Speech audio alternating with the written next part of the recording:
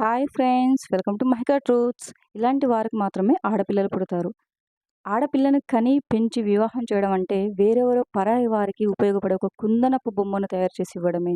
ఇంతటి త్యాగం చేయగల శక్తి ఉన్న స్త్రీ పురుషులకు మాత్రమే ఆ ఈశ్వరుడు ఆడబిడ్డను ప్రసాదిస్తాడు. భగవద్గీతలో కృష్ణ పరమాత్మ అర్జునుడితో అపారమైన పూర్వజన్మ పుణ్యం ఉన్న తల్లిదండ్రులకు మాత్రమే ఆడబిడ్డ లభిస్తుంది అని స్పష్టంగా చెప్పాడు. ప్రజలు అజ్ఞానంతో తమ వృద్ధాప్యంలో అన్నం పెట్టే తోడు ఉంటారని మగ సంతానం కోరుకుంటారు. కానీ నిజానికి మనసులోని బాధను, జీవితంలోని బాధను పంచుకునేది ఎప్పటికైనా ఆడబిడ్డలే.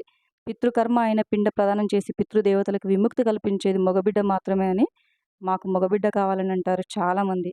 కానీ రామాయణంలో సీతమ్మ తన మామగారైన దశరథుని మహారాజుకి పిండ ప్రదానం చేసినట్టు ఉంది. మగబిడ్డ లేని వారు ఆడబిడ్డ చేత కూడా పిండ ప్రదానం చేయించవచ్చని శాస్త్రంలో చెప్పబడి ఉంది. మగబిడ్డల వల్ల పితృదేవతలకు విముక్తి మాత్రమే లభిస్తుంది. అదే ఆడపిల్లల్ని కన్న తల్లిదండ్రులకు ఆడపిల్లను కన్యాదానం చేయడం వల్ల ఆ పుణ్యం కారణంగా ఆ తల్లిదండ్రులతో పాటు వారి ముందు పుట్టిన 10 తరాలు, తర్వాత పుట్టిన 10 తరాలు శాశ్వత బ్రహ్మలోకాన్ని పొందుతారు అని శాస్త్రంలో చెప్పబడింది. అన్ని పుణ్యాల కంటే కన్యాదానం చేసిన పుణ్యం చాలా గొప్పది. ఈ సత్యాలన్నీ అర్థం చేసుకొని ఇప్పటికైనా ఆడపిల్లల్ని కాపాడుకుందాం. మరో తరానికి స్వాగతం పలుకుదాం. Thank you for watching friends. ఈ వీడియో కనుక మీకు నచ్చినట్లయితే వీడియోని లైక్ చేసి మరిన్ని వీడియోస్ కోసం మా ఛానల్ని సబ్స్క్రైబ్ చేసుకోండి.